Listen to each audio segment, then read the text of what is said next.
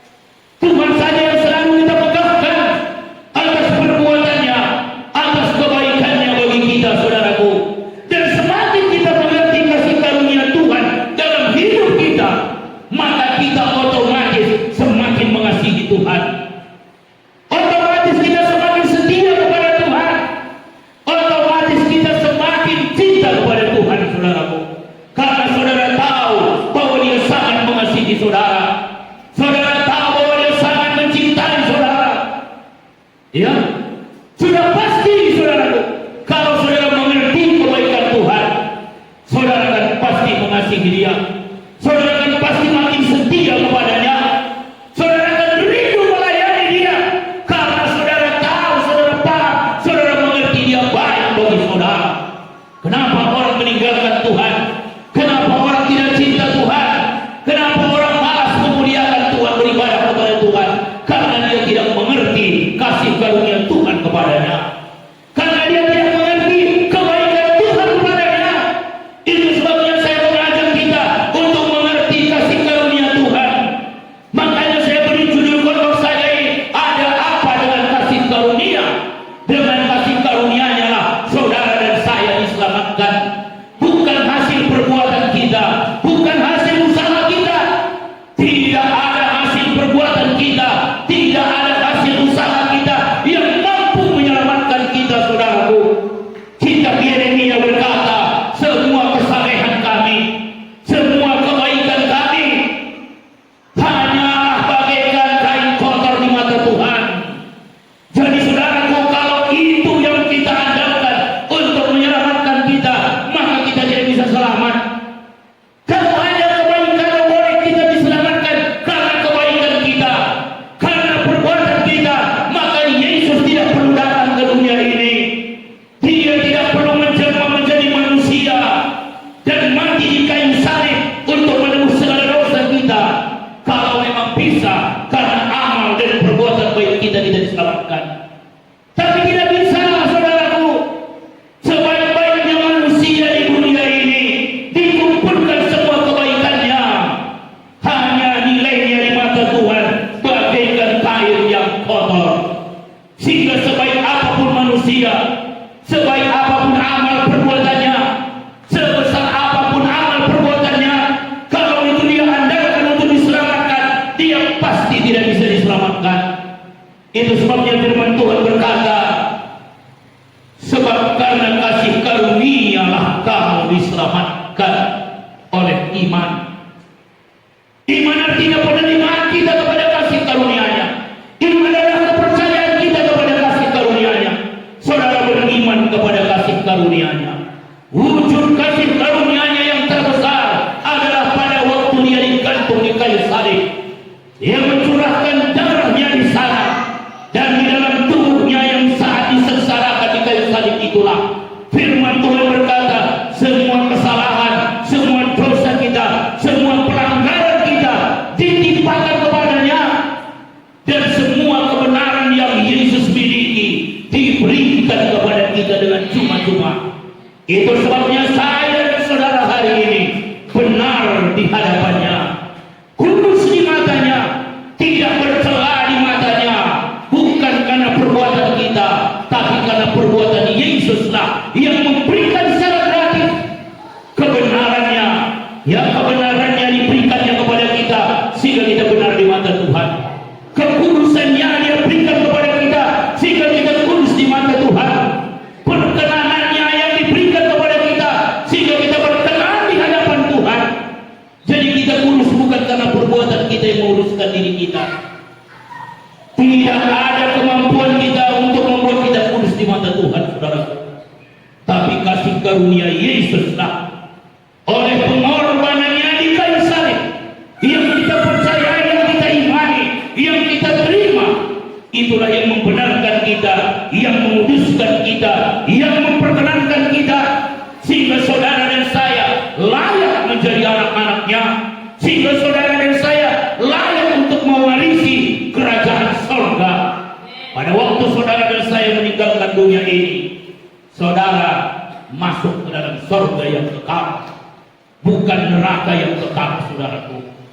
Ya, bukan neraka yang kekal, karena kita menerima kasih karunia-Nya. Jadi karena keselamatan kita bukan terletak pada perbuatan kita, bukan terletak pada usaha kita. Itulah sebabnya maka keselamatan kita pasti, keselamatan kita terjamin, karena keselamatan kita ada pada kasih karunia Tuhan, ada pada perbuatan Tuhan yang tidak pernah berubah. Perbuatannya tidak pernah berubah, kasih karunia-Nya yang telah Dia berikan kepada kita tidak pernah berubah, tidak pernah berubah.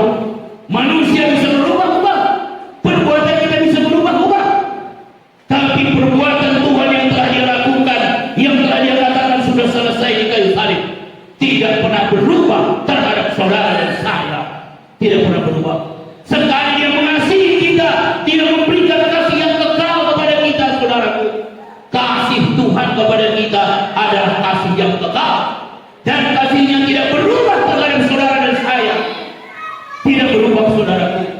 Ya, kasihnya kekal kepada kita. Yang kedua, saudaraku, Tuhan mau supaya kita menerima dari Tuhan melalui kasih karunia-Nya.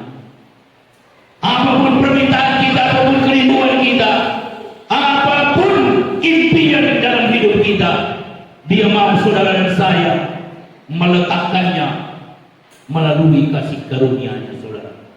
Mari kita lihat dalam kitab 1 Petrus. Kitab 1 Petrus pasal 1 ayatnya yang ke-13. 1 Petrus 1 ayat 13. Sebab itu siapkanlah akal budimu, waspadalah dan letakkanlah pengharapanmu seluruhnya atas kasih karunia yang dianugerahkan kepadamu pada waktu penyataan Yesus Kristus. Di sini dikatakan, saudaraku, letakkanlah pengharapanmu seluruhnya. Apa yang menjadi pengharapan kita, apa yang menjadi kerinduan kita, apa yang menjadi impian dan cita-cita kita, letakkan seluruhnya, katanya, atas kasih karunia Tuhan. Dia mau saudara dan saya menerima dari Dia berdasarkan kasih karunia-Nya. Itu maka apapun yang menjadi permohonan saudara, mintalah kepadanya berdasarkan kasih karunia-Nya, saudara. Berdasarkan kebaikannya kepada kita, bukan berdasarkan kebaikan kita kepadanya, ya, tapi berdasarkan kebaikannya kepada kita, berdasarkan anugerahnya, berdasarkan kasih karunia-Nya. Nah, mari kita lihat dalam kitab Ulangan pasal 33. Di sini jelas kita lihat Tuhan memberikan berkat-Nya, memberikan pertolongan-Nya melalui kasih karunia-Nya. Di dalam kitab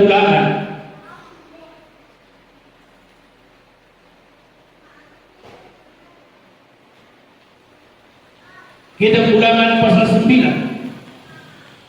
Saya baca ayat 6. Kitab Ulangan pasal 9 ayat 6. Jadi ketahuilah. Ya, perhatikan di sini, saudaraku. Firman Tuhan berkata, ketahuilah. Berarti banyak orang yang tidak tahu, tapi Tuhan mau supaya kita mengetahuinya. Jadi ketahuilah bahwa bukan karena jasa-jasamu Tuhan Allahmu memberikan kepadamu negeri yang baik itu untuk diduduki. Sesungguhnya engkau bangsa yang tegar tengkuk. Nah, ini firman-Nya kepada umat Israel waktu di padang gurun, dan akhirnya mereka masuk ke negeri perjanjian, negeri yang dijanjikan Tuhan, negeri yang subur, negeri yang permai, negeri yang berlimpah-limpah susu dan madu, katanya. Ya, apa kata Tuhan kepadanya? Jadi ketahuilah bahwa bukan karena jasa-jasamu Tuhan Allahmu memberikan kepadamu negeri yang baik itu untuk diduduki. Ya, sesungguhnya engkau bangsa yang tegar tengkuk. Lihat, saudara, Tuhan berkata bahwa bangsa Israel ini, bangsa Yahudi ini memang bangsa yang tegar tengkuk, bangsa yang keras kepala. Ya, sebenarnya dia tidak layak kalau dari segi karakternya, saudara. Orang tegar tengkuk, Tuhan sendiri berkata, sesungguhnya engkau bangsa yang tegar tengkuk. Nah, tapi bukan karena jasa-jasamu. Jadi bukan karena kebaikannya orang Israel ini maka diberikan Tuhan negeri perjanjian kepada mereka, tapi karena jasa-jasanya Tuhan. Inilah yang disebut kasih karunia, saudara. Ya, sebenarnya orang Israel tidak layak kalau dari karakter yang dia miliki, dari sifat-sifat yang dia miliki, dia bangsa yang tegar tengkuk. Tapi kalau Tuhan berikan negeri itu kepadanya,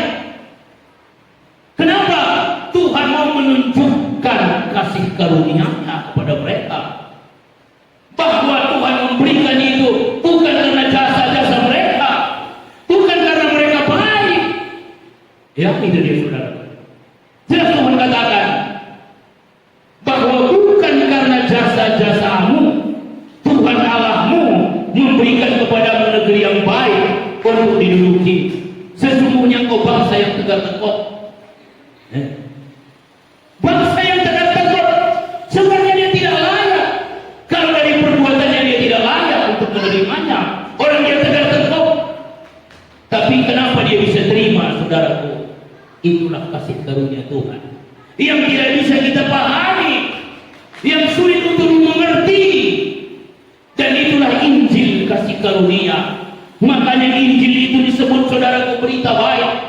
Bahkan berita yang terlalu baik sehingga sulit orang untuk percaya karena baiknya. Ya, karena baiknya, saudaraku. Sulit manusia untuk bisa percaya. Masa bisa masuk surga bukan karena kita baik? Masa bisa kita diterima Tuhan bukan karena kita baik? Semua agama, semua kepercayaan di dunia ini mengandalkan kebaikan mereka, mengandalkan amal-amal baik mereka untuk mereka bisa berkenan kepada Tuhan, untuk mereka bisa diselamatkan. Semuanya mengandalkan perbuatan-perbuatan baik mereka, saudaraku. Karena mereka tidak mengerti bahwa kualitas kebaikan manusia hanya seperti kain kotor di mata Tuhan. Ya. Tetapi di dalam Injil kita diterima apa adanya. Kita diterima apa adanya, saudaraku. Dan keadaan kita yang buruk Dia ganti, saudaraku, dengan kebenarannya, dengan kekudusannya, dengan perkenanannya, saudara. Itulah kasih karunia. Kepada orang Israel pun Dia telah katakan bahwa bukan karena jasa-jasamu Tuhan Allahmu memberikan kepadamu negeri yang baik untuk diduduki. Jadi Tuhan mau supaya waktu kita menerima dari Tuhan bukan berdasarkan jasa-jasa kita. Makanya datang kepada Tuhan, andalkan kasih karunia-Nya. Meminta sesuatu kepada Tuhan, andalkan kasih karunia-Nya, saudara. Lihat kebaikannya dalam hidup saudara. Ya, lihat kebaikannya. Bahwa Dia baik bagi saudara. Saudara percaya Dia baik bagi saudara. Itulah kasih karunia Tuhan. Yang ketiga kita lihat dalam kitab Keluaran 33. Kitab Keluaran pasal 33.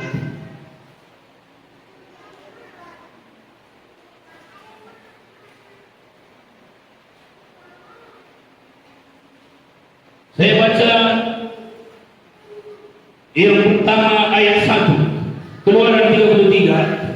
Berfirmanlah Tuhan kepada Musa, pergilah, berjalanlah dari sini, engkau dan bangsa itu yang telah kau pimpin keluar dari tanah Mesir, ke negeri yang telah kujanjikan dengan sumpah kepada Abraham, Ishak dan Yakub. Demikian, kepada keturunanmu lah akan kuberikan negeri itu. Aku akan mengutus seorang malaikat berjalan di depanmu dan akan menghalau orang Kanaan, orang Amori, orang Het, orang Feris, orang Hewi dan orang Yebus, yakni ke suatu negeri yang berlimpah-limpah susu dan madu. Sebab aku tidak akan berjalan di tengah-tengahmu, karena engkau ini bangsa yang tegar tengkuk, supaya aku jangan membinasakan engkau di jalan. Nah, ini firman Tuhan yang baru saya bacakan. Firman-Nya waktu mereka masih di perjalanan. Firman yang saya bacakan tadi dalam kitab Ulangan, firman-Nya setelah mereka tiba di negeri perjanjian. Waktu masih di perjalanan, Tuhan berkata kepada Musa, berangkatlah, berjalanlah bersama-sama dengan umat Israel itu yang kau pimpin itu. Aku tidak mau berjalan bersama dengan mereka, nanti akan kuhabisi mereka, kata Tuhan, karena mereka adalah bangsa yang tegar tengkuk. Ayat 3 bagian B ini katakan, aku tidak akan berjalan di tengah-tengahmu,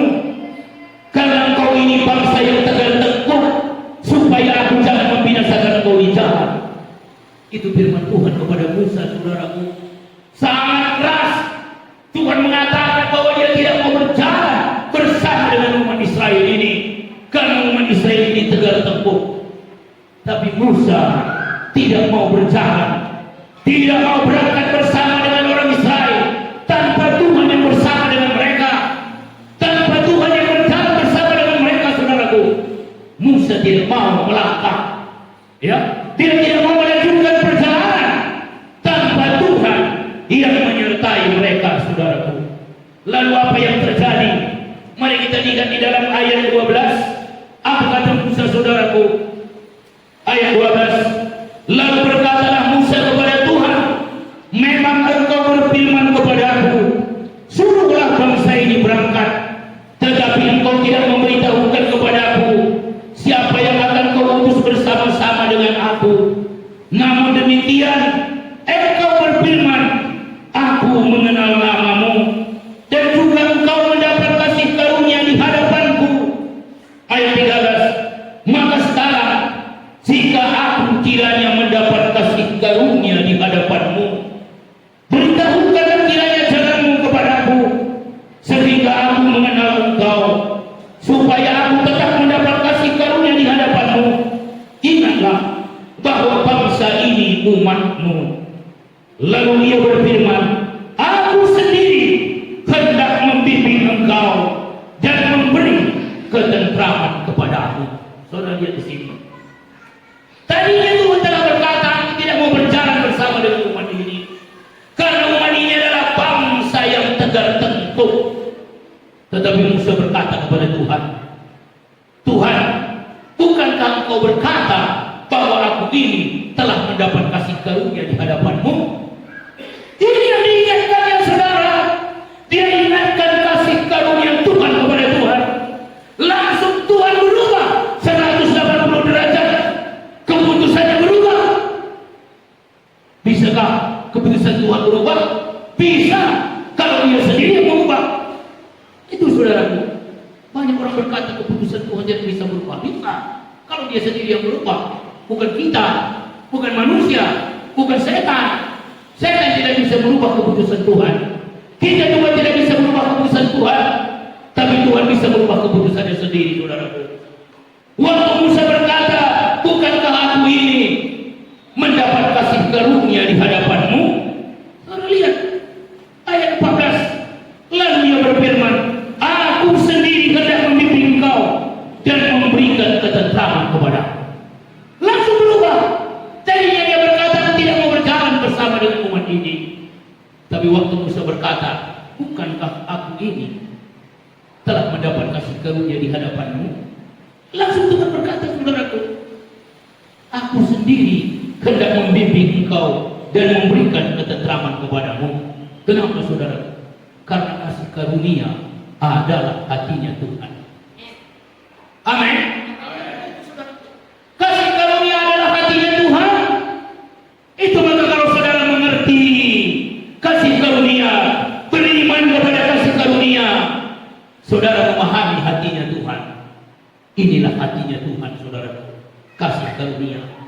Begitu Musa ucapkan, bukankah aku ini mendapat kasih karunia di hadapan? Keputusannya tadi yang telah berkata, aku tidak mau berjalan bersama dengan umat ini. Langsung dia roda dan dia berkata, aku sendiri hendak membimbing engkau dan memberikan ketentraman kepadamu. Berkatalah Musa kepadanya, jika engkau sendiri tidak membimbing kami, janganlah suruh kami berangkat dari sini.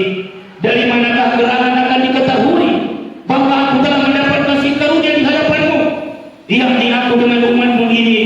Bukankah karena engkau berjalan bersama-sama dengan kami, sehingga kami, aku dengan umatmu ini dibedakan dari segala bangsa yang ada di muka bumi ini? Berfirmanlah Tuhan kepada Musa, juga hal yang telah kau katakan ini akan kulakukan, karena engkau telah mendapat kasih karunia di hadapanku dan aku mengenal engkau. Waktu Musa beriman kepada kasih karunia Tuhan, bukan langsung berkata, saudaraku, ya, juga hal yang telah kau katakan ini akan kulakukan, karena engkau telah mendapat kasih karunia di hadapanku dan aku mengenal engkau. Orang yang mengandalkan kasih karunia Tuhan, Tuhan mengenal dia, saudara. Artinya bagaimana Tuhan dekat dengan dia? Oh, Tuhan intim dengan dia, Tuhan bersahabat dengan dia, Tuhan bergaul dengan dia, Tuhan akrab dengan dia. Itu artinya, saudara, Tuhan berkata, karena engkau telah mendapat kasih karunia di hadapanku dan aku mengenal engkau. Jadi luar biasa kasih karunia Tuhan ini, karena itu adalah hati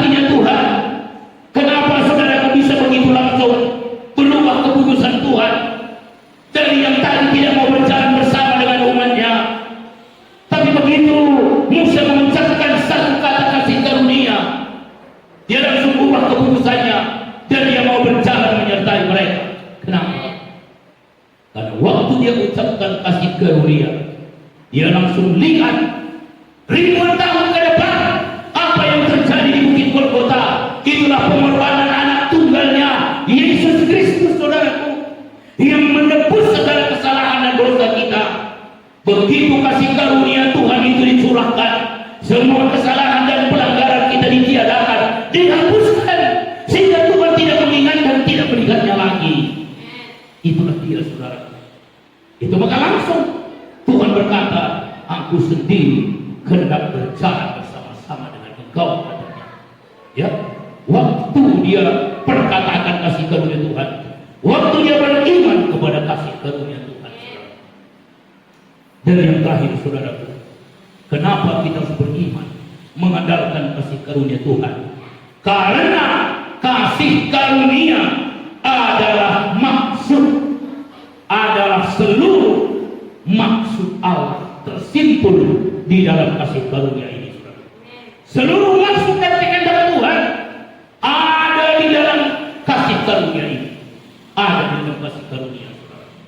Makanya kasih karunia adalah merupakan rahasianya Tuhan yang perlu kita mengerti, yang perlu kita andalkan, yang perlu kita imani dalam hidup kita, sehingga hidup kita diberkati Tuhan, sehingga kita hidup sejahtera, sehingga hidup kita benar-benar mengalami hadirat Tuhan senantiasa, saudaraku. Mari saya baca dalam kitab Kisah Rasul pasal 20. Kisah Rasul pasal 20.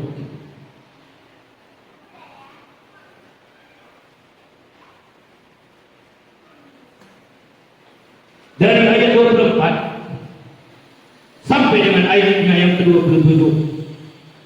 Tetapi aku tidak menghiraukan nyawaku sedikit pun. Ini kata Rasul Paulus, saudaraku. Asal saja aku dapat mencapai garis akhir dan menyelesaikan pelayanan yang ditugaskan oleh Tuhan Yesus kepadaku. Untuk apa? Untuk memberi kesaksian tentang Injil kasih karunia Allah. Ini, saudara. Ya, betapa pentingnya ini. Rasul Paulus katakan, aku tidak menghiraukan nyawaku. Ya, sekali lagi saya baca. Tetapi aku tidak menghiraukan nyawaku sedikit pun.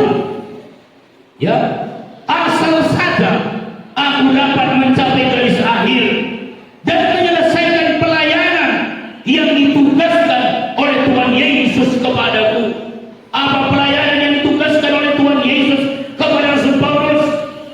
Yaitu untuk memberitakan, untuk memberi kesaksian tentang apa? Tentang Injil kasih karunia Allah. Paulus berkata, nyawa pun menjadi taruhannya. Tidak mengapa, katanya, saudara. Ya, aku tidak menghiraukan nyawaku sedikit pun, asal saja aku dapat menyelesaikan tugas pelayanan yang diberikan oleh Tuhan Yesus kepadaku, yaitu untuk memberi kesaksian tentang apa? Tentang Injil kasih karunia Allah. Tentang Injil kasih karunia, bukan tentang hukum Taurat. Betapa pentingnya, betapa luar biasanya Injil kasih karunia, sehingga Paulus berkata, walaupun taruhannya nyawanya, dia bersedia, saudaraku. Asal saja dia dapat menunaikan tugas yang diberikan oleh Tuhan Yesus kepadanya. Apa itu?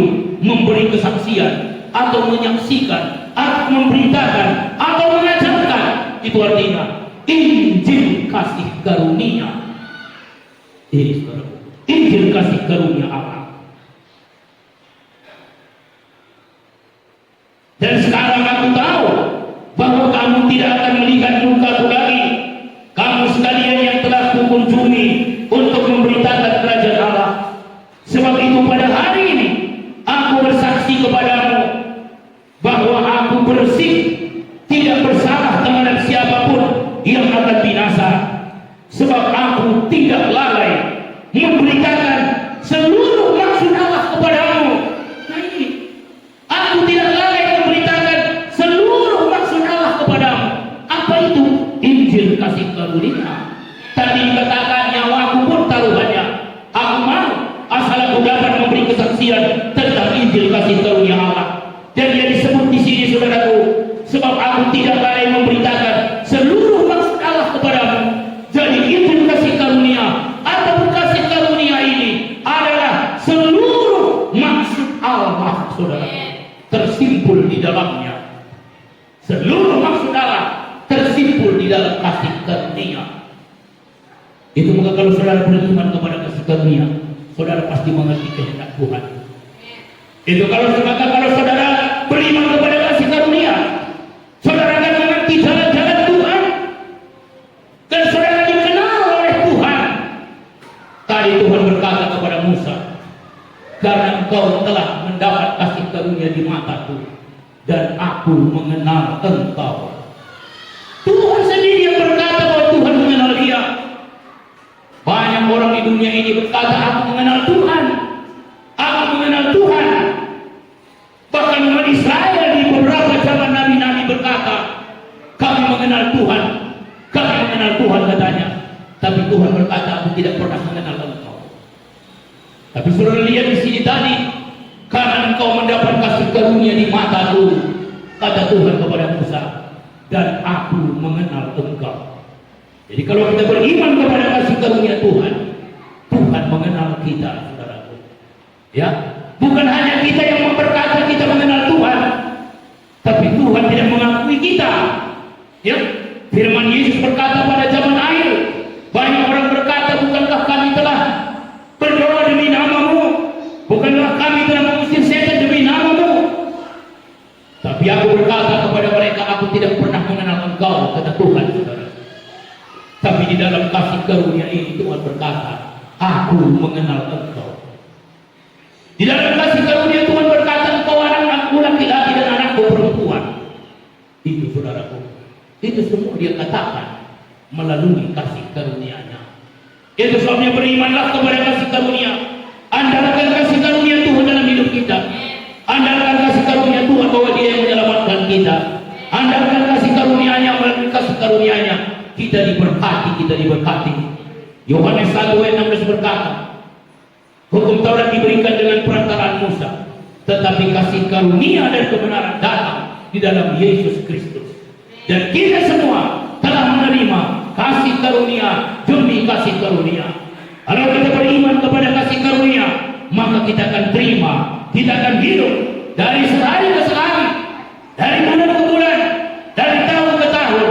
Kasih karunia Tuhan senantiasa meliputi hidup kita. Kasih karunia Tuhan selalu menaungi kehidupan kita. Di tengah pandemi virus corona seperti ini, kasih karunia Tuhan menaungi kita. Makanya saya proklamirkan, saya deklarasikan, jemaat pematang siantar tidak ada yang kena virus corona, karena ada dalam kasih karunia Tuhan. Amin. Katakan selalu, saudaraku, aku ada dalam kasih karunia Tuhan. Aku hidup dalam kasih karunia Tuhan. Kemanapun aku pergi, dimanapun aku berada, aku ada dalam naungan kasih karunia Tuhan. Kasih karunia adalah kebaikan Tuhan. Kasih karunia adalah jasa-jasa Tuhan bagi kita, bukan jasa-jasa kita, saudara. Kasih karunia adalah kebaikan-kebaikan Tuhan yang terus mengalir dalam hidup orang-orang yang mempercayainya, yang mengimaninya. Itu maka saya mengajak kita untuk beriman sepenuhnya kepada seluruh maksud Allah. Karena seluruh maksud Allah ada di dalam kasih karunia-Nya, saudara. Yang untuk itu Rasul Paulus mau mempertaruhkan nyawanya untuk memberitakan Injil kasih karunia ini. Dia rela, saudaraku. Dan saudara lihat di sini bagaimana luar biasanya kecintaannya kepada Yesus. Dia rela mati seperti Yesus. Yesus mati di kayu salib karena kasih karunia-Nya. Dan Rasul Paulus yang telah menerima kasih karunia ini siap juga mati untuk memberitakan kasih karunia itu. Betapa luar biasanya ini kesetiaannya kepada Tuhan. Ya, makanya orang yang telah mengerti kasih karunia tidak akan pernah murtad lagi, saudaraku. Orang-orang yang murtad, orang-orang yang beralih iman dari Yesus kepada yang lain adalah orang-orang yang tidak beriman kepada kasih karunia, yang tidak mengerti kasih karunia, yang tidak paham kasih karunia Tuhan, yang tidak mengalami kasih karunia Tuhan. Itu maka saudara mengerti, ketahuilah katanya, dan alamilah kasih karunia Tuhan. Percayalah kasih karunia Tuhan dalam hidup kita. Saudara tidak akan pernah menjadi orang yang murtad. Saudara tidak akan pernah mengalihkan iman saudara dari Yesus Kristus kepada nama yang lain. Tidak akan pernah, saudara. Walau saudara mungkin mendengar berita-berita ada pendeta yang di sana yang sudah mengalihkan imannya kepada yang lain. Dialah itu. Dialah itu, bukan kita.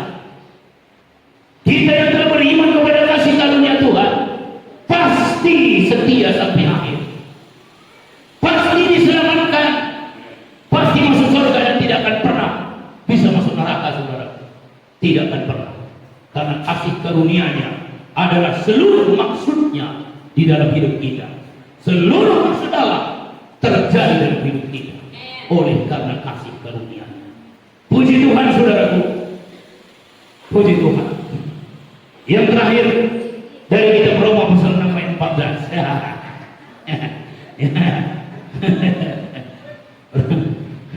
Roma pasal 6 ayat 14. Ya, buka ayat dulu.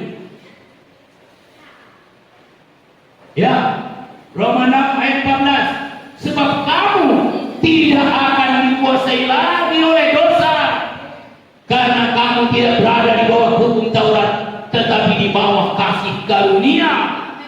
Saudara beriman kepada kasih karunia, saudara menempatkan hidup saudara dalam kasih karunia, saudara tidak akan lagi dikuasai oleh dosa.